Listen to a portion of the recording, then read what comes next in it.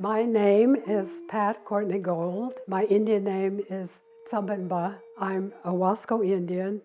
I was born and raised on the Warm Springs Reservation. So my childhood was bittersweet. I had a good memory of living up in the mountains and the trees.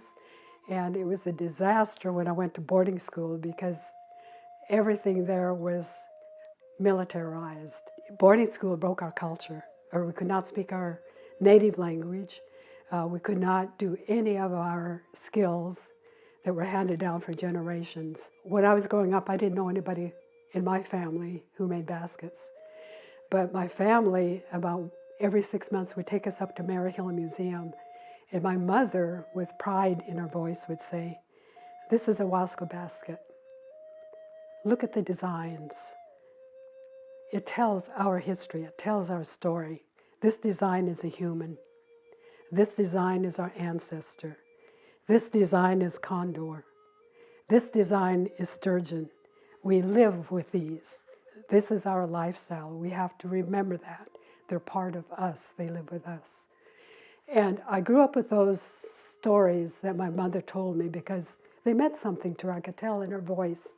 So what I'm talking about is a basket like this. The top image is a salmon.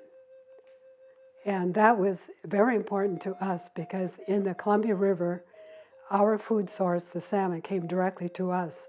And we could harvest more than we could consume, and which we did, but we processed the salmon, and that was our wealth. That's what we traded. And the Columbia River was a big trade route from the mouth of the Columbia River all the way up to Canada. But Fort Vancouver was really interesting because they were there for the furs, but they had a lot of people who were voyageurs, who were the French, who married into Indian families when they were back around the Great Lakes.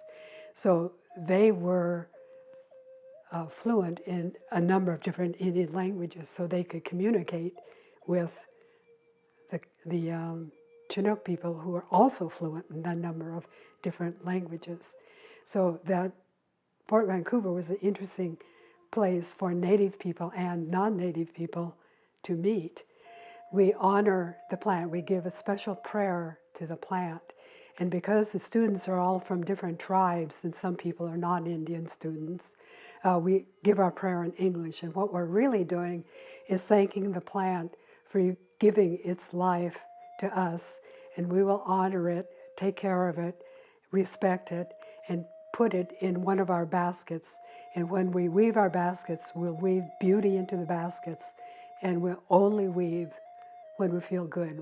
We don't want our unhappiness to go into the basket. It comes from within, teaching. And I think my reward is seeing how open these students are and how quickly they learn. They are so motivated. And that's my reward in sharing my culture as a people.